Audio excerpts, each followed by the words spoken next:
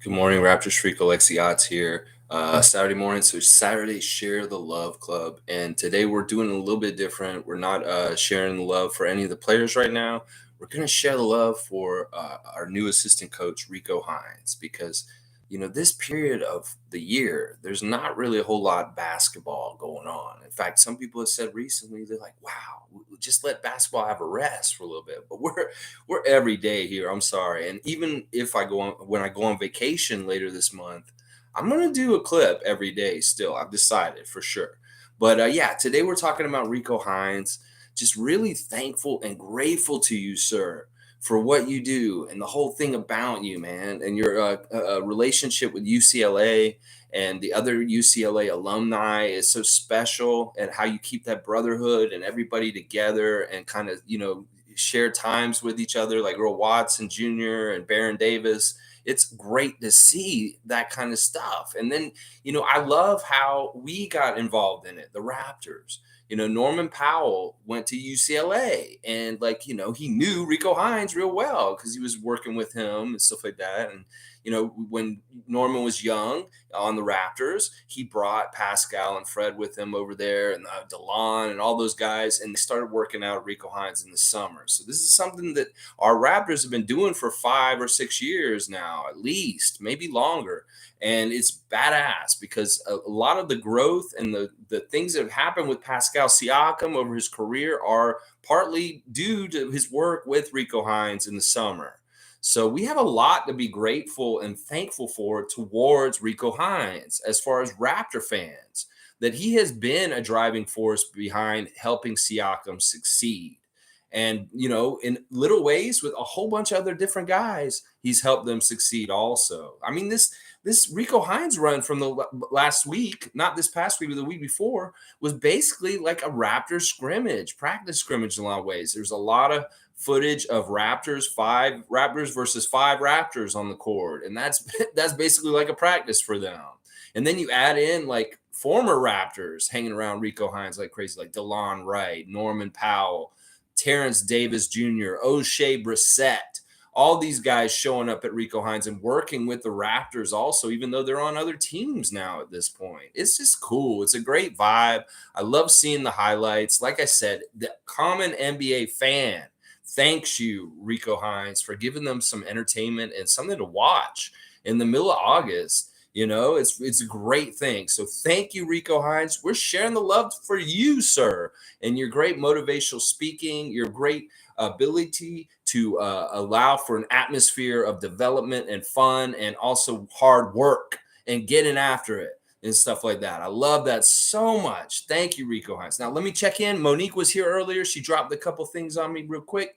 News and notes: Scarborough Shooting Stars are heading to championship game Sunday. Now, this continues to be huge news. This is the first year of the CEBL's Scarborough Shooting Stars that J. Cole and Jalen Harris have been playing for this season, and they're going to the finals. They won their game, and it's a big deal. Everybody was going crazy, and they're going to the finals tomorrow, playing against Hamilton Honey Badgers. And that's a great bam final. I love seeing this. We've got some 905 guys on the Honey Badgers also. So there'll be some good Raptors 905 representation on both teams, whether it's Jalen Harris or the other guys. Not that he's 905, but he was a former Raptor. So kudos to the CBL. This is good for the league, right? Because the Shooting Stars are a hot young team in the CBL. They brought some higher attendance this season from different things like J. Cole and having a game where Drake showed up at it and stuff like that. That couldn't hurt. And getting their profile up in Scarborough around East Toronto is smart, because they could really start getting some good loyal fan base and stuff like that, especially if they win tomorrow. They're the champs in their first year. People love rooting for a winner. And it could be that the Shooting Stars get a fast bandwagon because of that and stuff like that. Really good stuff. Good stuff for basketball in Toronto. And it's exciting. It's fun. I love that. It's Honey Badgers versus Shooting Stars. That's awesome. I love that. Also, Monique is telling us that Fred Van Vliet continues to share his pictures from Rico Hines runs. Them ankles, I tell you, is what she's saying. Them ankles. She's talking about broken ankles. She's leaving. He's breaking ankles left and right. Also, Pascal takes part 2 is out. Yeah, this is something that I didn't talk about, but I should have. Pascal's been dropping content lately. A lot of it's in black and white. I think some of it is stuff that he did while he was overseas. Just workout footage, workout stuff, doing all kinds of stuff. And then we see Fred with more clips. Like, I don't know what the deal is with Fred in the Rico Hines clips and the Ball is Life clips. Like, he doesn't appear in the Rico Hines official clips or anything, but he has his own footage of himself playing in those runs that he's releasing through his own stuff. So I don't know what that is. Maybe some players have different things with about being footage and stuff, but Fred's not in the regular Rico Hines highlights. I don't understand that, but he has been definitely there, and we see highlights of him running at Rico Hines on his own social media and stuff. Now, the thing about what you're saying, Monique, about this is this really cool is yesterday, Scottie Barnes on Instagram, he's celebrating, he's reposting Fred's post. He's reposting Pascal's post. He reposts Gary Trent Jr. Highlight post. And I'll bet if OG was on social media and he had posted something, he would have reposted that too. That's 3 out of the other 4 starters that Scottie is celebrating in the offseason on his Instagram, showing their badass highlights and saying, these are my teammates and I'm proud of them. And these are my guys. I got their back. And that's why I'm posting them and promoting them on my own Instagram. And seriously, that's a big sign that when a superstar, a player like Scottie is blowing up and he himself, and he wants to put attention on his teammates, the guys around him. I love that. I love that about Scottie, that he celebrates all these guys, all of them. And keep doing it, Scottie. It's so great and stuff like that. Because our guys, seriously, they haven't gotten enough attention as they should have for who they are over the years. And Scottie, you can change that. Good morning to Tom Duke. Best move by the front office was getting Rico Hines on the payroll. That's what Tom Duke thinks. I still think last year's offseason move was the biggest move in Raptors history. Probably the one that we're going to be like, thank God, Masai Ujiri. I mean, you got to start there. But Rico Hines signing an acquisition of his services for the Raptors is a good one, too. I'm not going to disagree with you, Tom. But last year, everybody said, oh, we won the free agency. We won the free agency. Motherfucker, you did not. Toronto won the free agency because they retained Masai Ujiri with a great contract that is many, many, many, many years. So we definitely won free agency last year because we kept our team president. All right, let's keep going. G's here. Kelly Olynyk and O'Shea Brissett and Raptor scrimmage too via Scottie's Twitter to YouTube. Yeah, Kelly Olynyk was there also. He got married recently. It's really weird. Kelly, I can't diss Kelly too much, even though he's somebody I like to diss, because to me, sometimes he's like one of these anti-Raptor Canadian guys. And I know he's playing for Team Canada and Nick Nurse right now, so I don't want to diss him too much. But why are you wearing one of these at your wedding, bro? Like, why? This is his look. This is his look at wedding. He's got a suit on and he's got the hat on like this, with all his hair coming out like this. I don't know what's up with that. Like, he's wearing a hat at his own wedding. I mean, okay, whatever. It's your wedding. It's your day. Do what you want. But I don't know. That may have been the one day you needed to just deal with your hair just for one day, Kelly Olynyk. I mean, you're getting married. Come on, man. That's funny. But yeah. I wondered about Kelly being there. It's like, did Nick Nurse talk to him and say, Kelly, we're doing the Rico Hines runs. You want to come down there and work too? And get some work in with my guys? Maybe you can help me work with Koloko or something like that. I don't know if he's doing shit like that. But it's good to see so much of a Raptors Canada connection at Rico Hines and stuff like that. Like, the U.S. fans are like, why are there so many Raptors at Rico Hines now? They have no idea we got him now. And it's this is another weird thing about Rico Hines. Like, a couple years ago, I think it was before the pandemic, I saw how much he was working with Pascal, and I was like, why isn't this guy a coach on our team? I was saying this like 3 years ago. It's like, Rico Hines needs to be assistant coach on the Raptors. And now, boom, 2022, we got him. He is a coach on our team. Because it didn't totally make sense to me. Like, I thought that he seemed like he really enjoyed working with Pascal. And like, we're a winning organization. And he was with the Kings. And I was like, man, he's languishing there. Why would he want to be on the Kings organization? No offense, Kings fans, but it's just true. I mean, come on. Yeah. Look at what's happened with you guys. So it's like, Rico Hines didn't look right on the Sacramento Kings coaching staff to me, even though that's closer to where he lived and UCLA and all this kind of stuff. It just didn't fit. It didn't seem like the right fit to me from far away.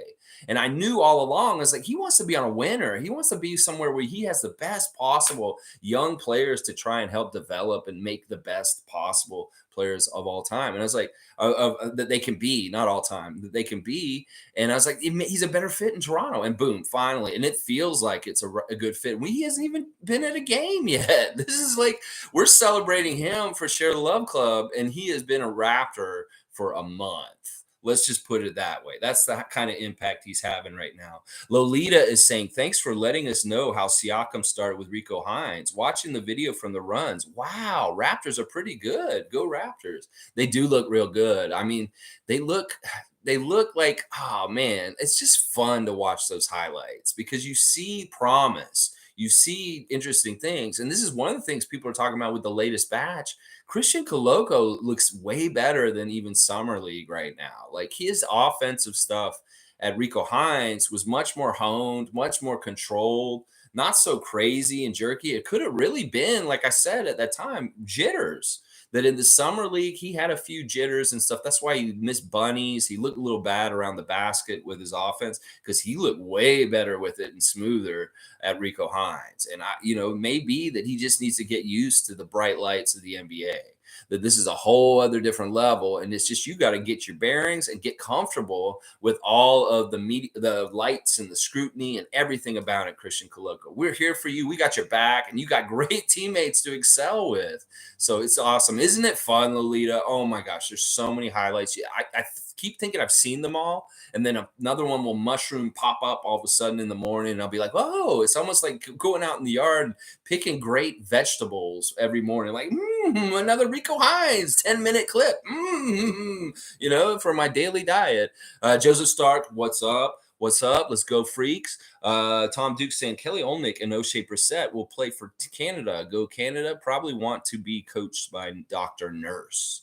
Yeah, it's not even like Nick Nurse is actually there. He was there for the first day, and then he came back for like the end of it too, while he went to and did his golf tournament in the middle of the week. I don't know if it's totally that. I think that we see Montrezl Harrell there. We see Tyrese Halliburton. We see James Harden and Patrick McCaw and all these other guys. Like they want to get their game up, and they know this is the place to do it. I mean, why would you have such a range of players? Like you have very young players who are just trying to make the league, like Charles Bassey. And then you have from the same roster, their veteran shooting guard, point guard, whatever you want to call James. I guess he is a point guard at this point, just because of how many assists he gets. But that's the thing. James, he obviously sees value in going to Rico Hines. If he's still showing up at like year 15, 16, or 14, I don't know what year he's on right now. So that is a big endorsement for it in itself, that James Harden is there, is what I'll say with that. Because it really is an endorsement. Sue saying, good morning, everyone. Good morning to Sue. Always happy to have Sue on the stream. Denial saying, I was wondering if anyone knows that guy in the gray Raptor shirt and shorts who is hooping in the runs. New 905. I don't know who's going to make the roster, man. I don't want anyone to go. Yeah, Denial's being nice. He's in denial about somebody having to leave. Oh, it was too easy. I'm sorry. They write themselves sometimes. But that was Jared Culvert is who you're talking about. He's a forward.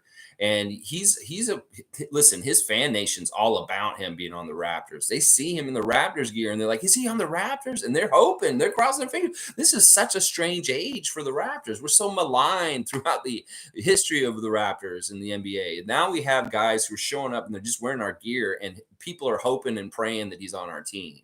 He is not officially on our team. Now, I don't want to get any kind of weird Philadelphia tampering investigation or anything like that, but it could be that Culvert is going to be on an Exhibit 10 or something like that and end up on our 905 roster. So that could very well be his path, but there's no official word or anything like that. But it is interesting that he's there and he is wearing Raptors gear.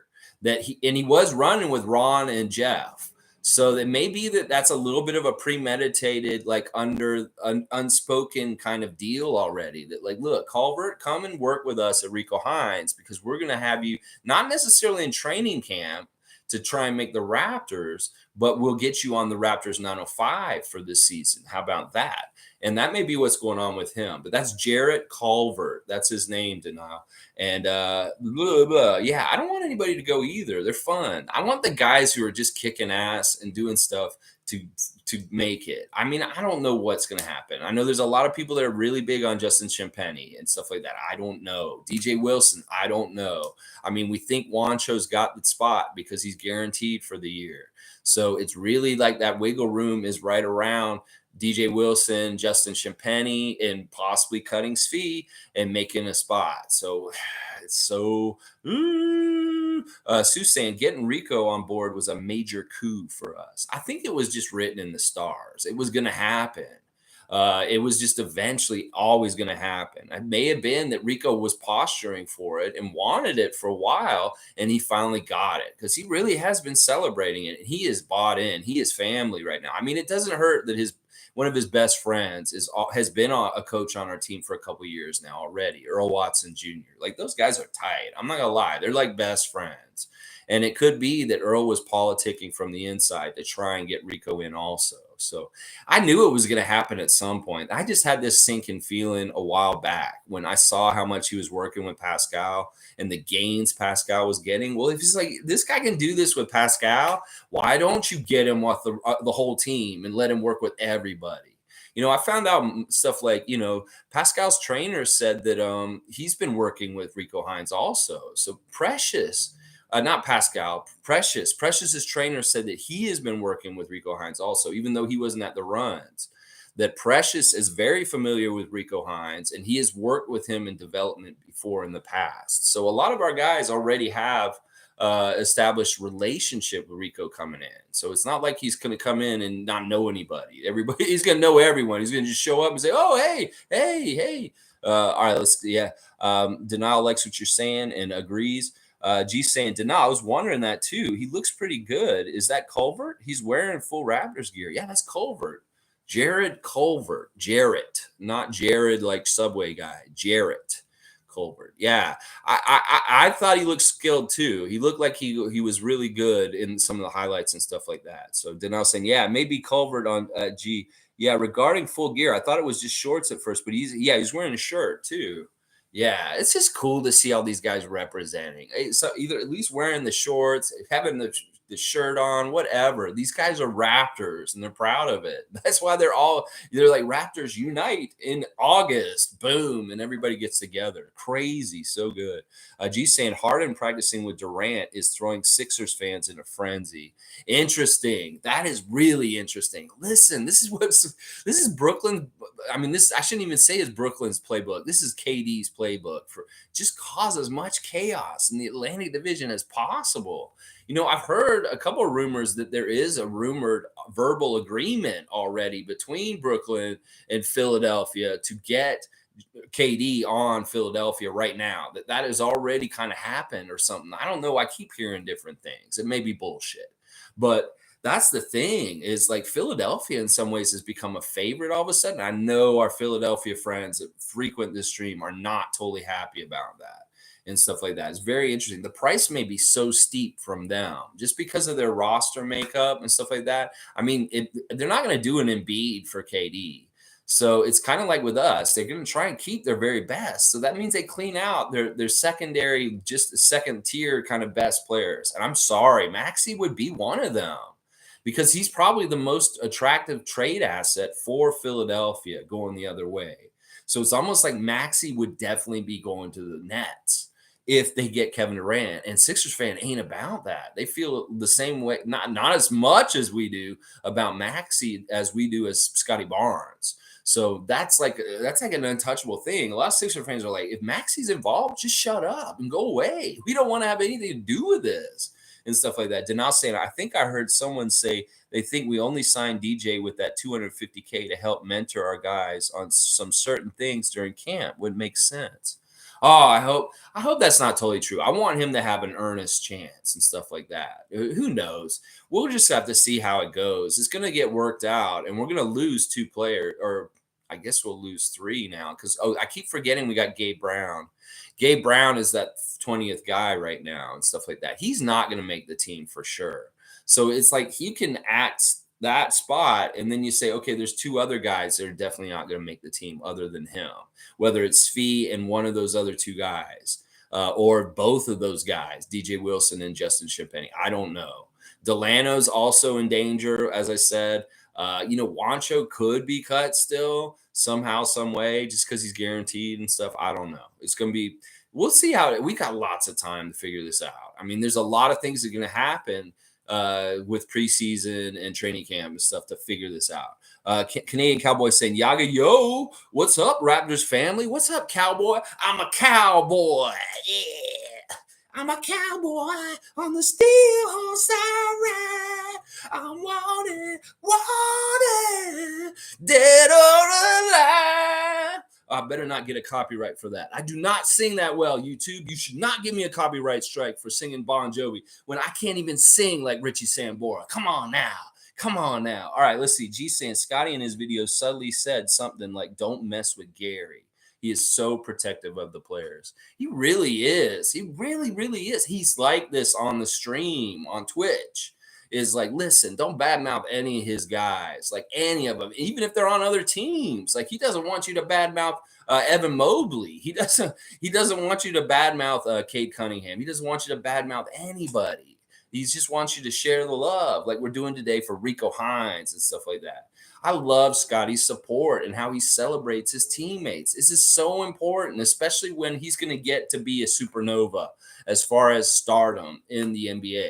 That, like, look, people are going to pay a lot of attention to him, and some of these guys may be an afterthought. So the more that Scottie continues to celebrate and promote Fred, Pascal, OG, Precious, Gary, Koloko, he posts everybody's stuff when cool things happen with them. He's putting them on his IG also, and I love that. I love that about him. True teammate, true positive, good teammate.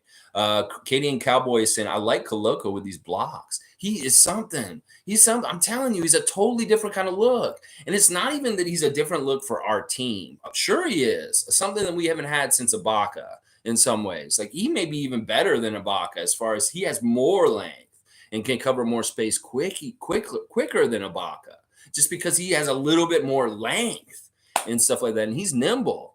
And that's the thing. It's like, listen, it's an improved shot blocker for the Raptors, but it's also on the down low. And people don't want to talk about this or maybe even think that this is possible. This is an OP low post defender that other teams like may have to fear, like Rudy Gobert, may have to fear like a classic Dikembe Mutombo. This guy that if he's patrolling out there, if we have him in the game, it's going to be a different look, and it's going to cause other teams to maybe avoid going to the paint and not being able to go down there and do anything easily if he's in the game.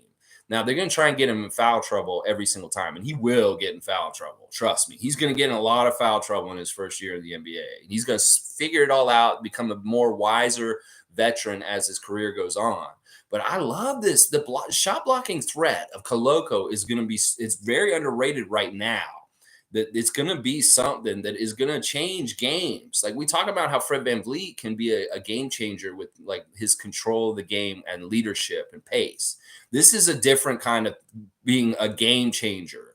And I mean it. I can see it. It's like, just makes sense that this dude is going to be a force, and he's going to make a lot of guys think twice about doing anything near the basket when he's in the game. Oh, it's going to be so nice. And it'll be fun when people do try him and he messes them up. It was one of the things I like about Koloko too, is from his college highlights, you can see when he blocks shots, he doesn't always block them where he sends them flying way out of bounds. He's good at blocking shots without the ball going out of bounds and losing the ball. He's good at getting the ball in possession for his team. Is what I'm saying. Because, like, it's real fun to go, boom, like you're playing with your little cousin, and you just Dikembe Mutombo'd his shot, and it's like go flying down the driveway, but it's out of bounds. You didn't keep the possession or get the steal from the block. That's what I'm saying. Moses Malone and the old shot blockers in the league, that was a big deal to them. Bill Russell, that you don't just block the shot to put it out of bounds. You'll hear Leo Routens talk about this. You want to keep it in bounds so you can keep the possession and stuff like that. I've seen Koloko block that way, where he doesn't do a full swat. He'll just tap it, and it'll kind of fall to a teammate or something like that instead of it going out of bounds, that kind of thing. That's really smart shot blocking, actually. And it's an underrated fundamental that people don't do enough in today's NBA. That if you can block the shot and keep it in bounds and get your team possession instead of putting it out of bounds and letting them reset, way better. Way, way, way, way better. Way, way, way, way better. All right, let's see. Let's keep going. Isaac Campbell, good morning. Always good to see a hard worker on the blacktop, Mr. Isaac Campbell. Boucher is looking comfortable and moving well. The bench is going to be fun. This is night and day for Chris Boucher from last year.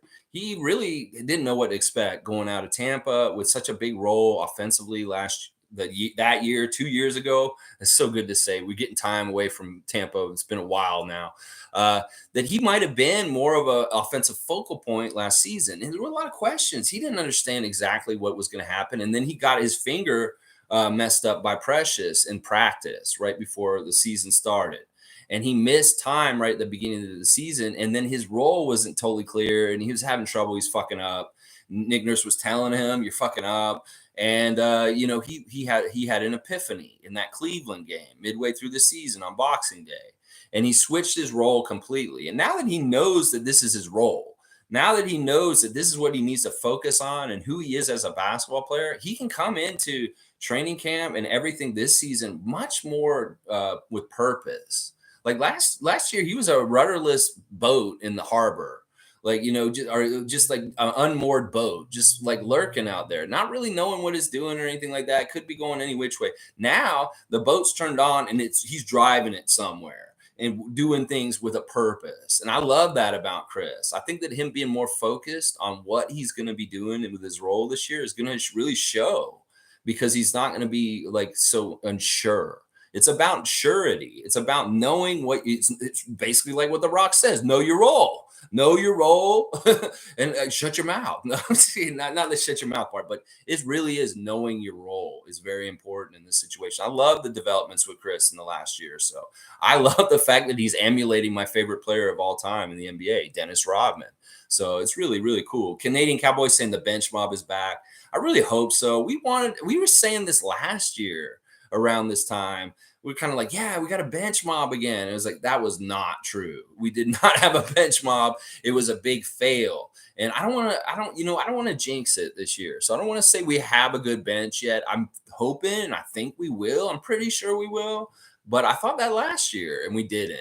So I'm pretty sure we will this year for sure. So Denal saying, yep, Boucher is moving great. A lot of these guys are moving great. We could say the same thing about Fred. Really, Fred looks like he's moving around so much easier, not in pain. And then Pascal, as Nick Nurse said, he looks electric. He looks electric. I love that. Denal saying, what do you think of trading Cam for picks or something and bringing in DJ? I don't like it. No. I'm on the all right. He's one of my untradeable guys. I know a lot of people like to put him in trade deals and to look at moving him and stuff like that. I am not for that in any kind of way. I love Kem Birch on this team. I think Kem Birch is a perfect fit on our team. I think that a lot of people don't understand what all he's doing for us, and that I don't want to trade him. There's nothing I want to do with Kem where he's on another team. He's Canadian. He's in the right country where he wants to play. He wants to be in Toronto. Like, this is the thing. Through the history, DeMar wanted to be here, and we traded him. Why do we do this to guys who are loyal and love our team? Like, if we traded Fred, I would be so pissed off because he's so loyal to us. He said he wants to be a Raptor for life. Well, Kem Birch is in that category like DeMar and Fred. He is very loyal to the Raptors. It was a dream of his as a kid in the 2000s. The 2000s, he watched Vince Carter, and him and his father would drive from Montreal to Toronto. He's a kid. Kem Birch is a kid, and they would go to Raptor games as a kid. So I'm saying he's a real one. He's a Raptor fan as a kid who dreamed of playing for the Raptors as a Canadian. So we can't squash that dream. We don't want to kick him out or trade him or anything like that. We want to keep as much Canadian content on our team as possible. That's why I don't like talking about trading any of the Canadian guys. Don't talk about trading Boucher, Birch, or Banton. Those three guys are off the table as far as I'm concerned. Toronto men's, that's who these guys are. They're legitimately Toronto men's. So that's a non-starter. I don't even talk about trading Cam. And the thing is, he's also a really good role player for a championship team. Like you look at the old Detroit Pistons bad boys, and there's some parallels here. If we've got Boucher trying to be like Rodman off the bench, then in some ways, Kem Birch and Koloko add up to John Sally. So those two guys kind of together. I mean, you could even say that Kem Birch is kind of Rick Mahorn. Like that is the kind of stuff that he's doing for us. And that's pretty big and that's important. Like big butt Rick Mahorn, who was on the Pistons in the 80s and then the Sixers with Barkley after that, he was a force on rebounds and defensive stuff. And that is what we need Cam for and stuff like that. I don't like trading him. So, and this, I said a lot about that, but that's how I feel. Isaac Campbell saying 6th man of the year goes to the entire Raptors bench. They will never give us that award like that. They will never do it. They will never do that. That's, yeah, maybe one of the guys, but they would never recognize the Raptors as a whole like that. Tom Duke saying bottom 5 players are all gonna have quite the competition. Kem is so crucial. Talk about a mentor for Koloko and Precious. Yeah, that's one thing that we don't say enough about. Kem is talking to Precious. Kem is teaching Precious how to play defense. Like Kem is our best defensive big guy, guys. He is. Like Koloko may be our best shot blocker, but Kem is our best defensive player down low. He's the one who can body and kind of control Joel Embiid. He's the one who can physical with anybody in the league and at least do good defensive stops. And you can't say that about any of the other Raptors completely. Like he's the best at it. And that's part of it. And he really is a really good close mentor to Precious. They talked about this a lot last season, how Kem is teaching Precious a lot and they really value their friendship. Like you can tell like he's really giving him a lot of good information, Precious. And it could be some of the strides last season with Precious on his low post defense were partly because he was around Kem and picking up stuff from him and stuff like that. So, yeah, I think Tom's right. Him being a mentor to the young centers on our team is good because he's the right kind of player for that. He's unselfish and he does have a lot of time in the league. So he does know what he's talking about. Canadian Cowboy saying Koloko presents around the rim. So you can see them second guess. Yeah. If he's there, they really do watch. And they have to like, it's not even they have to watch for him like faced up. Like if they're trying to attack him and come straight at him, sure. But they have to watch out for him even if they get by him. Because he really likes trying to block over people's shoulders. And that may be an area where he gets fouls called on him because it looks like he's going over the back or something like that. But I like that he's doing that. I think that he should continue to try and get those kind of blocks because he will get them clean sometimes and they'll look really impressive, especially because it looks like the guy he's trying to block has beaten him on defense. And then all of a sudden he recovers just because of his length and getting him from behind and stuff like that. I want to see that because that's the thing. He can be a front shot blocker or he can come from behind and block your shot too. We've seen him do that. Denal saying you can see it in these runs. Guys attack Koloko in the perimeter, but they second guess themselves in the paint and they usually dish it out if he's defending. Yeah, he's a game changer. He's a game changer. He will be a game changer. It will be on the defensive end. He may not do a whole lot offensively, but he will be somebody that will give us a look that will keep the other team from wanting to go to the paint. Lolita's saying the bench is looking pretty good. I can't wait for them to start the season to see how well they work together. Yeah, there's so many steps to go still. We got some time, but it is kind of going by. I mean, we're midway through August. Hey, preseason against the Chicago Bulls in Scotiabank Arena. I will be there in preseason. Oh yeah, and all that other stuff. All right, let's see what's going on here. Lil Ricky, and it looks like he wants to talk about wrestling. I like this. All right, Lil Ricky, let's see what you're saying. Do you think Bill Goldberg purposely kicked Bret Hart in the head, ending his wrestling career? I also think Owen Hart is still alive. Vince is paying him to stay hidden. Oh my gosh, Lil Ricky, what a shot on your first shot here. You know what, Lil Ricky, let me just tell you, first of all right, we'll take it piece by piece. I am an expert in this field, so I can give him an educated opinion on this. I think that Bill Goldberg did not kick Bret in the head on purpose. He's just really a bad wrestler. Like he didn't have any kind of control, and he kicked him improperly, and he did end Bret's career prematurely.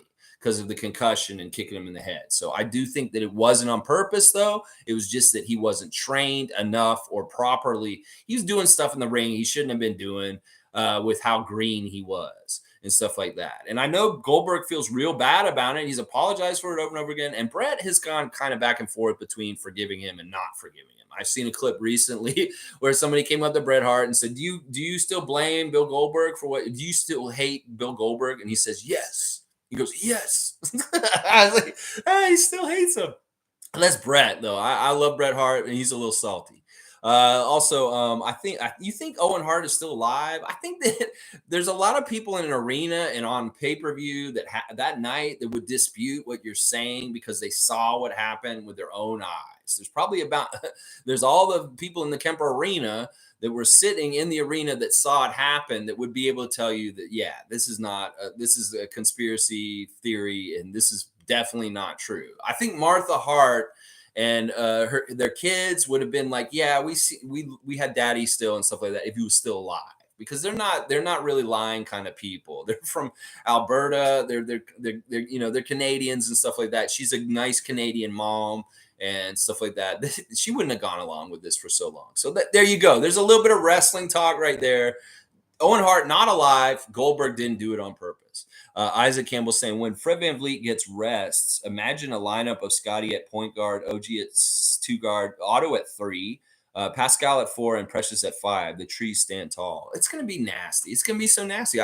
Well, just think about all the times when we don't have Fred out there, when we have a completely really tall lineup, how many different kind of combinations we can throw out there, and how big it can skew. It can be like Koloko, Precious, Chris, OG, and like Scottie or something like that. That's a giant lineup. Scottie, OG, Pascal, Precious, and Koloko. That's insane. That's an insane lineup, and we can very much do that and be a functional team and like have no problem with handling the ball or doing anything because of Scottie and Pascal's all-around skills. So even OG, I mean, he could do some of the point guard in that situation too. Yeah, the trees will stand tall. Lolita's saying, did Fred get surgery? He looks wonderful, but I missed it. He never did get surgery this summer. He never went under the knife. He just rested and it healed and got better. He probably just needed some time to really take it easy on it. And he never got that through the second half of the end of the season. That he got injured right around the All-Star break. It was in New Orleans, in the New Orleans game at the Pelicans. And he wasn't good for the rest of the season. And it's crazy because he played through it. This is why we need to give him way more respect. He showed back up after being hurt, in San Antonio, and we started that 5-game win streak on the West Coast trip. And Fred was essential to that happening, and he was playing so hurt. He was laboring, and he did not feel good at that time. He didn't look exactly 100%, but he did really help us win against San Antonio, the Lakers, Nuggets, Suns, and the Clippers all in a row. So that's the thing. The grind of the NBA season for the second half of the season just didn't give him a chance to just catch up with his health and heal it. And now that the season ended, he got the chance to do it, and he didn't need to actually go under the knife. So that's really good. That's really, really good. Canadian Cowboy saying, I think nowadays, once you play in Toronto and for the Raptors, it's a family. No one wants to leave. That's right. That's right. It's always been that way, but we just didn't have enough respect or people that took it seriously. Now this club, being a Raptors player in the history of the Raptors, is a cool club to be in, and that people are happy to be in it and they're proud to be in it and stuff like that. That's true. There's a real culture. There's a real pride when our players put on that red jersey and they represent us on the court at this point, and they take it. They really believe in that pride at this point, between whether it's for us as the fans, whether it's for our city and the country, or whether it's for their own teammates. There's a pride amongst them that makes them work harder. Let's see. And also with Barnes, Freddie, Trent, Banton with the pick and roll, I think Koloko is going to kill it.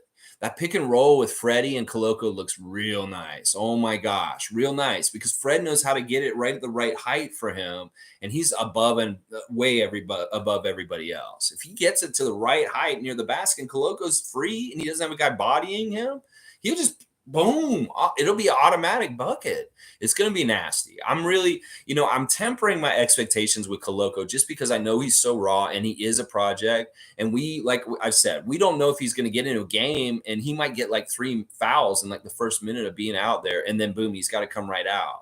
So this is the kind of thing we're going to have to temper our expectations with him. Like it looks like he could be very OP, but it may not be right away. This may be like a year or two away where we can really use him correctly because he's learned the NBA level and stuff like that. So, Lil Ricky's saying, thanks for answering. Anytime, Lil Ricky. My areas of expertise are the Raptors and the NBA, pro wrestling and its history, and music. If you want to talk about anything with music and also politics, I can talk politics too. Good morning to Diane Hart. Good to see you. It's been a little bit. Happy to see you. Do you think Gary will be coming off the bench now? We've been talking a lot about this recently. I'm not in the camp that wants him off the bench. I'd like to continue to start him. I have many reasons for why. I'm a big believer on a team that if you're already got a spot, that you don't just lose it because of things changing and stuff like that. I don't think Gary's done anything to lose the spot himself.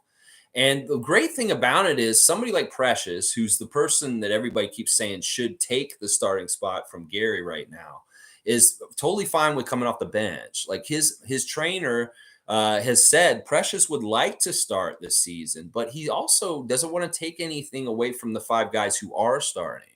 And that he knows that things will naturally progress as the season or his career goes on, and he will get that opportunity to start at some point. But Precious isn't over anxious and he doesn't want to step on anybody's toes. He knows it's going to happen. It's just he wants it to happen naturally. And I think this is the way the Raptors will handle it. Is that, listen, Gary was jerked around so bad in Portland. They really jerked him around. He got depression because of the way they were handling him with whether he started or he was off the bench. So he has trauma for this kind of stuff in Portland. And we don't want to reignite any of this kind of stuff with him, especially he's a streak shooter. We want him to be as confident as possible. So in some ways, that's part of it also.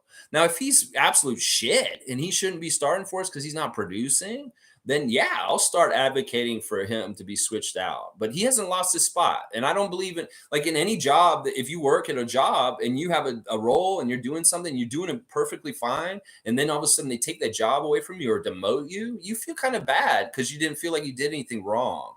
And that's really the way I look at it, is that he hasn't done anything wrong to lose the job. So let's let it all work out. We're going to have to look and see, God forbid, bad health this season. But people are going to miss games, and Pressure's going to get to start. So it's that kind of thing. Tom Duke saying, do you think Scottie lifts weights? Seems like it's more than just his chef making him so wide. He definitely lifts weights. All these Raptors are lifting weights. That's why they got John Lee and all them, or Jim Lee or whoever. They got these guys there to get these dudes looking like WWF. I mean, the Raptors strength and conditioning staff maybe need to go work with AEW wrestlers right now, because some of them look like me. Danhausen and Orange Cassidy running around like little skinny guys and stuff like that. Well, maybe they need the Raptors strength and conditioning coaches for some of these wrestlers out there today. So, yeah, he's definitely lifting, and he's definitely lifting multiple times a day. Scottie, yeah, he is definitely lifting. Yeah. Suzanne, I think Gary still starts. He does better as a starter. This is something that's been pointed out also in this debate, is that Gary off the bench is different than Gary starting in some ways. And that right now we see real pluses with having him start. We got to look at last year. How often did we have our starting 5 that we really wanted to start for games? It was only maybe like 20 games the whole season. And if you look at the record for that starting 5, it's like 16-4 or something like that. It's something crazy like that. So we want the best winning combination. And Nick Nurse's philosophy on this, I wasn't sure last year what was going to happen. I thought Chris Boucher could start last year. I had no idea going into the year. Because I thought Scottie wasn't going to start. I thought that Scottie would have to come off the bench his rookie year. I was completely wrong about that.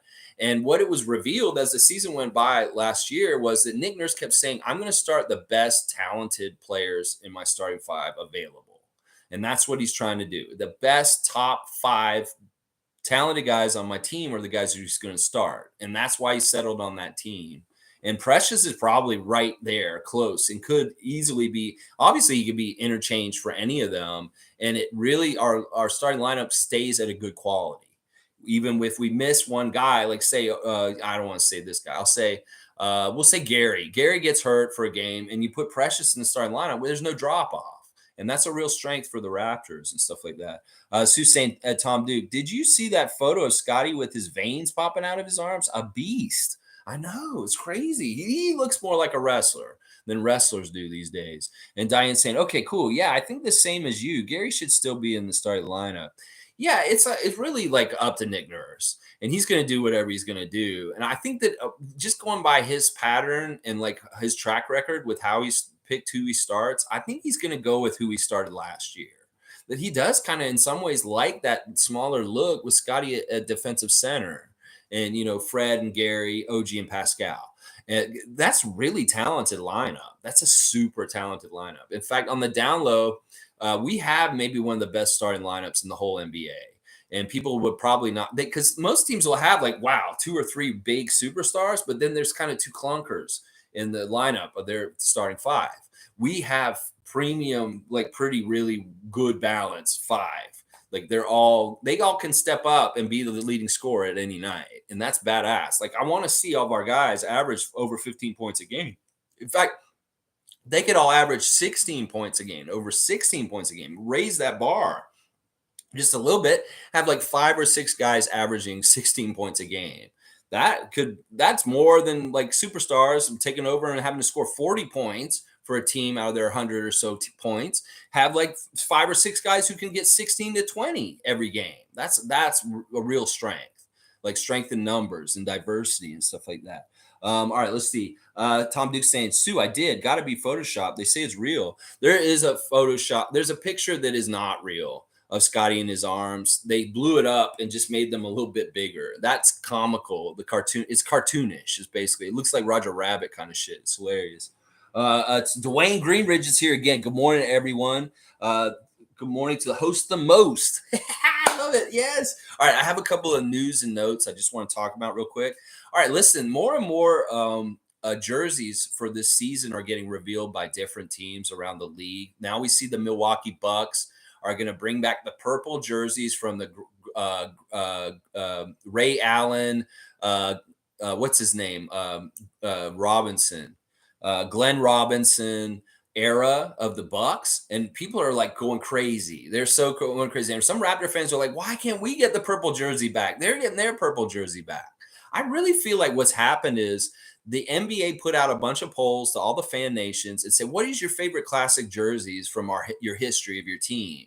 And they looked at the stats, and they picking all the retro jerseys this year from that information, because they're picking all the fire classic retro jerseys, like the Warriors one from the late 80s, early 90s. Like the Pistons are going to be wearing the teal, the one with the horse, the one from like Grant Hill, Joe Dumars, Allen Houston, Detroit Pistons. Then we got Milwaukee wearing the purple. I just said the Heat are wearing the old Alonzo Mourning, Jamal Mashburn era of jersey, and I'm really curious to see which one we're going to get, because obviously we're going to wear a retro this year also, and they haven't announced it or said anything like that. If they're going to do it the same way like they're doing everybody, it's going to be a very popular jersey, and it could end up being the Raptor dinosaur, the original expansion jersey. It's not the one I want. I want the one that's on my wall right here, the purple one with the black back, but we'll see. We'll have to see. I'm excited about it, and it's cool that they're doing this. Like, they must be listening to fans and stuff like that. This is really good. And another big, huge development with the NBA is they've announced that Joe Dumars is now the head of basketball operations. This just happened yesterday. This is monumental news, guys. This is on the download. This is really big news. Joe Dumars is a great character person. He's somebody I completely trust. Like, he is a dude that has worked so hard in the Pistons front office for years and years and years since he retired as a player. He's just been a really quiet, soft-spoken, good dude, a good character dude around the NBA his whole career, whether it's as a player or as a front office person. And this is the thing. The position he's in is in charge of all the referees, guys. Like, what Joe Dumars is going to be doing is he is the one who doles out suspensions in the league. He's the one who oversees the league and changing the rules and trying to make the rules better as the years go by. Like he's somebody who's involved in that.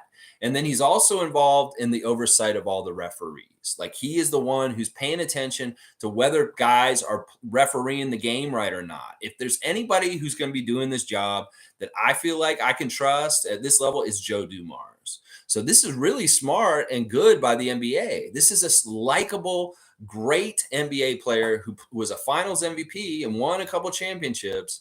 And now he's in charge. He's the head of operations for the NBA overall. Kudos to you, Joe Dumars. I know you're going to do a good job. And in some ways, I want to celebrate Isaiah Thomas and Joe Dumars together right now. The backcourt for the Pistons bad boys have always been lurking and around. I shouldn't say lurking, or been or involved in the NBA in different ways. Whether it's Isaiah's role with our franchise in its very early infancy, in the mid 90s, was Joe Dumars and his work with the Pistons since, and different job titles he's had since he retired also. Isaiah and Joe Dumars have stayed within the game and continued to do great things around the NBA for years since. And they don't get enough credit for that. As a backcourt, that's very special that both of those guys went into front offices for the NBA, and both of them have had huge impacts on the game, whether it's Isaiah with Toronto or Joe Dumars now being the head of basketball operations for the NBA. Kudos, Detroit Pistons bad boys, back when I was a Pistons fan. All right, let me see what you guys are saying now that I talked about my Joe Dumars stuff. Canadian Cowboy saying, how you said you didn't think Scottie was going to be a ninja and was a raw prospect that he is to work on his game. I think Koloko is going to move in the starting role later on in the year. Wow. So this is what Canadian Cowboy is saying. My blind spot about Scottie last season, part of it was that he didn't start at Florida State. He was a bench player in his 1 year in college. So I'm like, okay, well, maybe he'll be a bench player for us in 1 year. Like Kobe was a bench player in his rookie year. And then boom, he'll blow up and he'll be a starter for the rest of his career for sure. Well, no, there wasn't any waiting. He's starting right away and he's going to be a starter his whole career. And I'm all about that. I love that I was wrong on this. I'm so pie in the sky optimistic about the Raptors in every kind of way. It's great when I am wrong and I undershot expectations, because usually I'm overshooting expectations by far. And undershooting expectations for Scottie last year was a really fun, great surprise. And I tell Scottie on Twitch, I say, I wish I had never doubted you.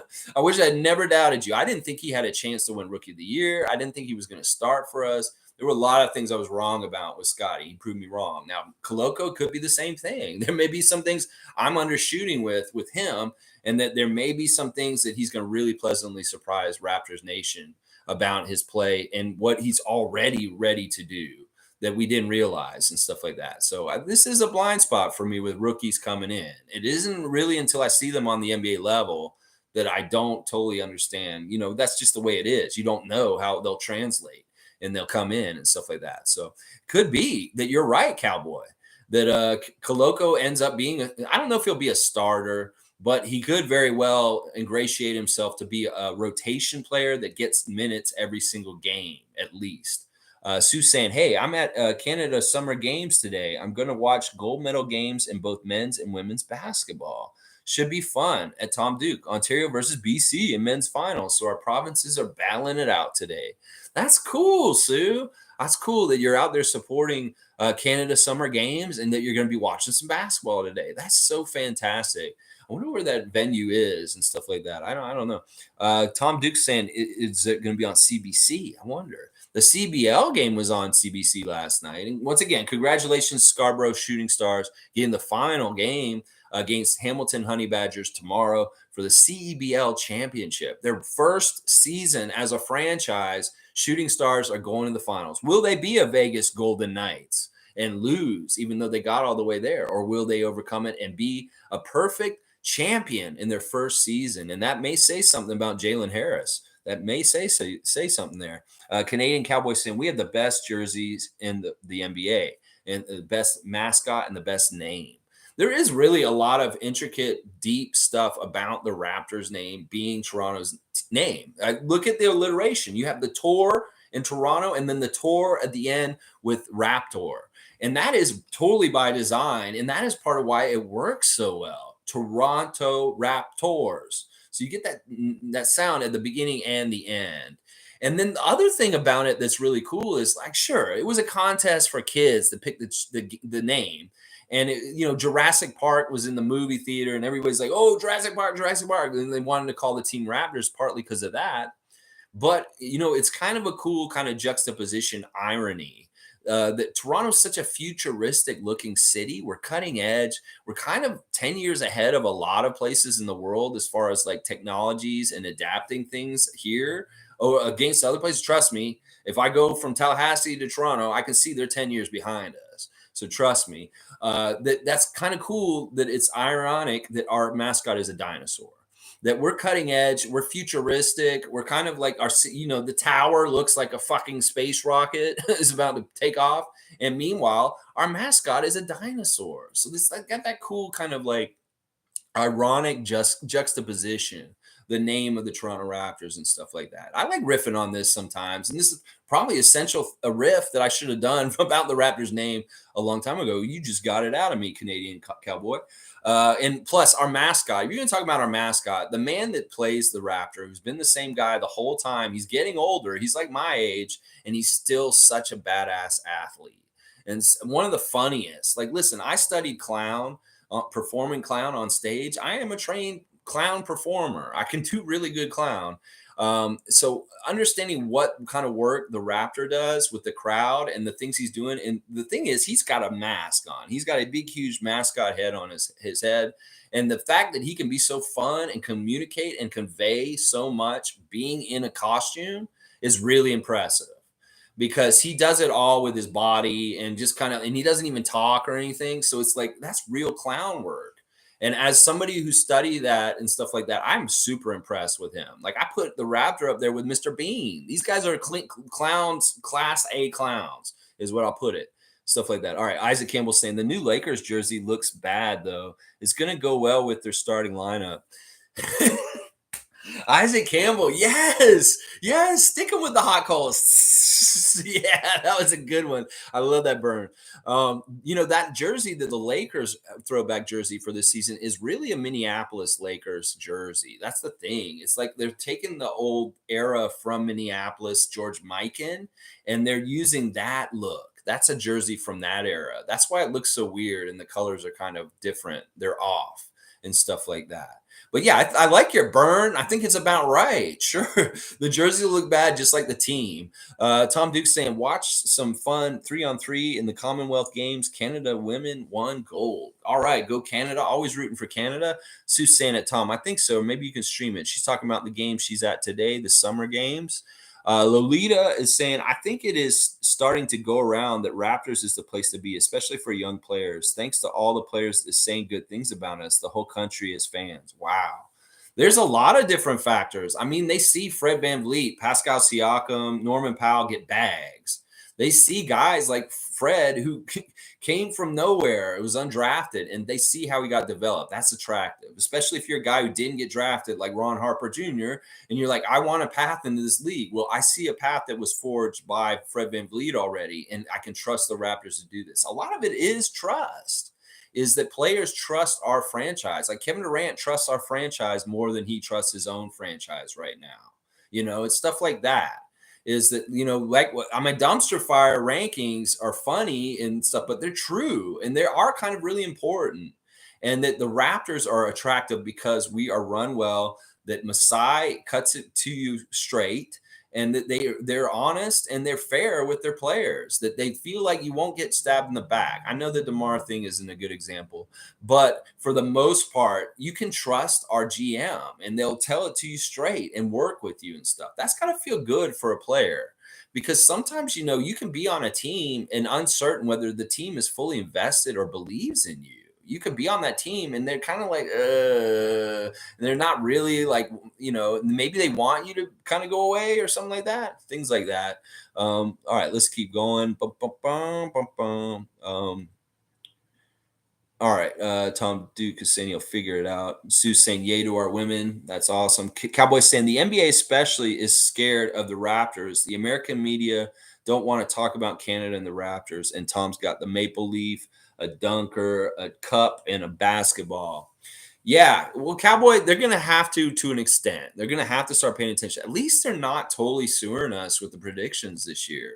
That they got us at fifth right now and stuff like that. There is some dumb stuff going on, like trying to pick who the top 50 players in the league are, or like picking the best three-man combination in the NBA, and they rank everything, or all these kind of rankings. They'll leave us out left and right. Like you won't see any of our Raptors in any of the ESPN rankings for different awards right now. Like none of the predictions for awards as far as like six man, most improved, MVP, any of that kind of stuff. The Raptors are not even on the board as far as like not even in the top 10 in any of these things that I looked at this week and stuff. So Skater Dies here. This is a Celtics fan in New England. Good morning, Toronto. Can we appreciate how good your farm system has been for the last 10 years? Rookies are always looking so good. The energy coming out of your camp is amazing. San Antonio version 2. This is actually really astute by Skater Die, is that we have been mimicking San Antonio specifically for sure. Like if there's a team that we're trying to be like in this department, it is San Antonio. And that this is true. Like San Antonio had such a good run of making the playoffs every single year up until recently. And it was really because of these great players like Tim Duncan, Manu Ginobili, Tony Parker. But they also really kept refilling the role players and the bench and the people around them constantly with good young talent coming up.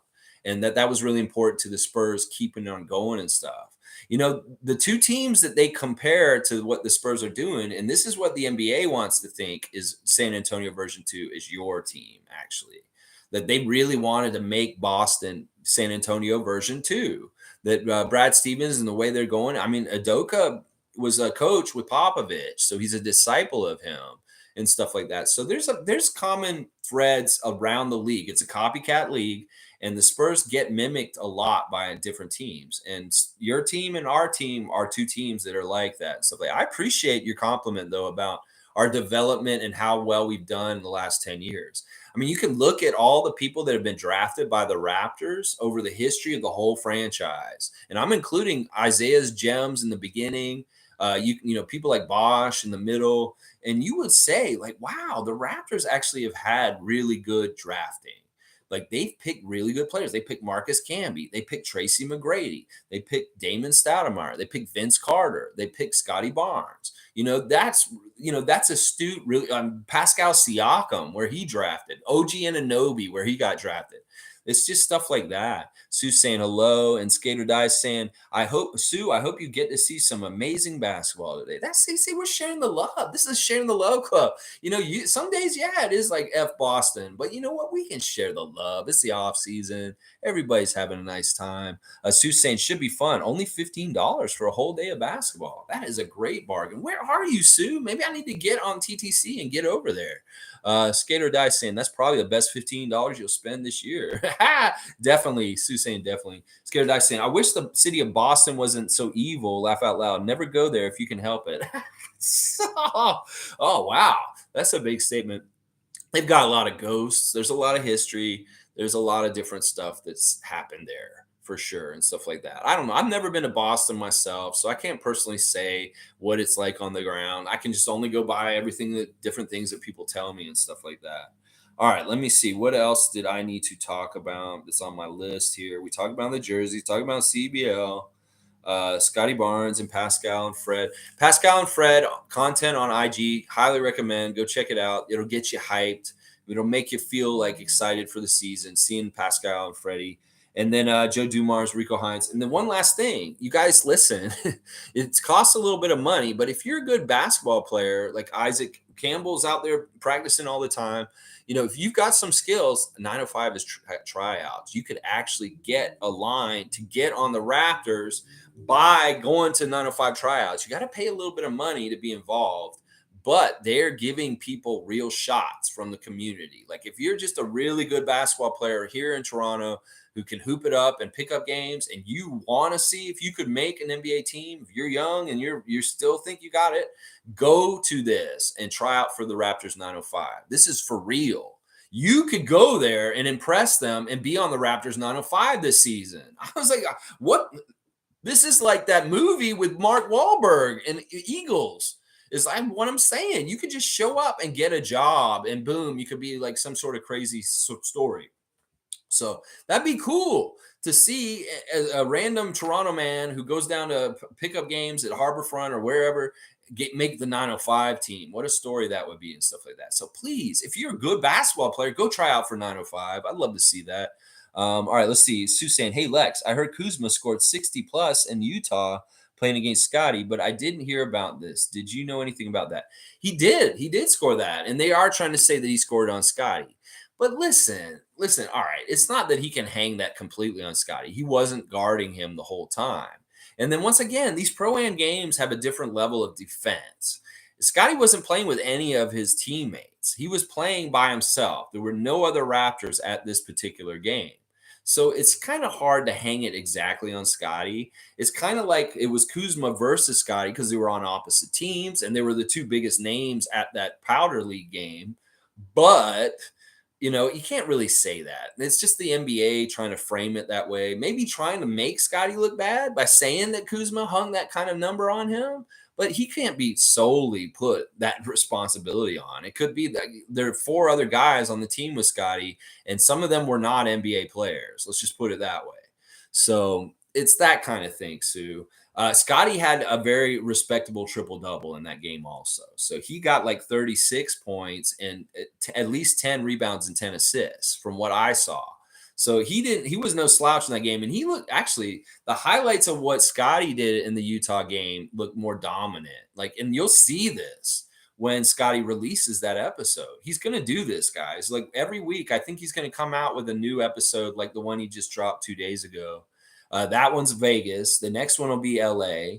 And then he'll do Fresno. And then he'll do Utah. So like 4 episodes in, we'll see this stuff with him and Kuzma. And you'll very clearly see that Scottie was the most dominant guy out there. Kuzma may have been lighting it up. He was bombing. He was shooting threes. That's why he got 60 points. He was shooting a lot of threes. But the guy who was dominating the paint, the guy who was bullying people around the most was Scottie. He was the guy who was doing that kind of stuff. So Sue saying, Lex, I'm in St. Catharines today. The Canada Summer Games is in a whole region of Niagara. Okay, so you're actually out of the city. All right, yeah, I wouldn't be able to go there. UT is only $25 for a day pass for all sports, but $15 for individual sports. So you can watch for a whole day for $15. That's so awesome. And I'm glad you're doing that, Sue. I encourage everybody, whatever it is, whether it's trying out for Raptors 905, whether it's going and catching the CEBL championship game tomorrow, whether it's Tom Duke going to see Team Canada in BC later this month. Go get involved in basketball in your community. Isaac Campbell hitting the blacktop on his own time just to perfect his shot, get more time on the court. That all is encouraged. Go join a pickup game. Go try and join the Raptors 905. Go watch basketball all day for $15. All encouraging, great things for basketball in Canada. I love all that stuff. All right, guys, I'm going to finish up just over an hour. I appreciate y'all joining me today for Share the Love Club for Rico Hines. Welcome, Toronto, Rico Hines. You haven't even come to the city yet as part of our staff. You're still out in Vegas and LA, hanging out over there. Once you come to Toronto, it's going to be lit, Rico, because you're just going to add a whole other element of making it fire around here, whether it's just whatever you're going to say to Precious and Scottie and Delano and those youngsters on our team in the middle of the games or maybe around games or something like that. The motivational, maybe the little aspects that they're not seeing, teaching them little different things that they can tinker with about their footwork or their hands or stuff like that to get better results. I know you're all about that, Rico Hines, and thank you. Thank you for doing Rico Hines runs and giving some starving NBA fans some crumbs of highlights in the middle of August. You are the man, Rico Hines. We love you, bro. And you ain't even come to our city yet. You've only been a Raptor for a month, and we love you so much. I just want you to know that. All right, y'all. Skate or Die says purple and red, purple and red. Hey, much love to Skate or Die over in the States. I hope you have a safe, awesome weekend in your neck of the woods, whatever you got going on today and stuff like that. Y'all have a great day. Tomorrow's the Sunday special report. I have a tentative subject for tomorrow. I don't want to reveal it yet, but I'm gonna. It depends on what I do some research on this afternoon. It could be all kinds of different things. I do have one that I think it's going to be about, and it has to do with Kyrie Irving. So maybe that will give away what I'm talking about. All right, guys, have a great day. Thank you, Skater Die. Thank you, Sue. Thank you, Tom Duke, G, Isaac, everybody, Denial, everybody who was here today, and everybody who watches this later. I appreciate y'all. And if you do watch me when I'm not live, watch me at 1.5 speed because I'm even more entertaining when my mouth goes even faster, like Micro Machines, man. Micro Machines. All right. Anyways, let's go Raptors. Hit that subscribe button, please. I'm making that climb. I'm going to get there someday. I know I'll get there someday. That's right. Bill Laimbeer was what? I love Bill Laimbeer. He's another guy. Everybody hated Bill Laimbeer, but I love Bill Laimbeer. He was that guy everybody hated, but I loved him. Tom Duke is saying, "What's up? Hope have a great one, everybody. Let's go. Let's go."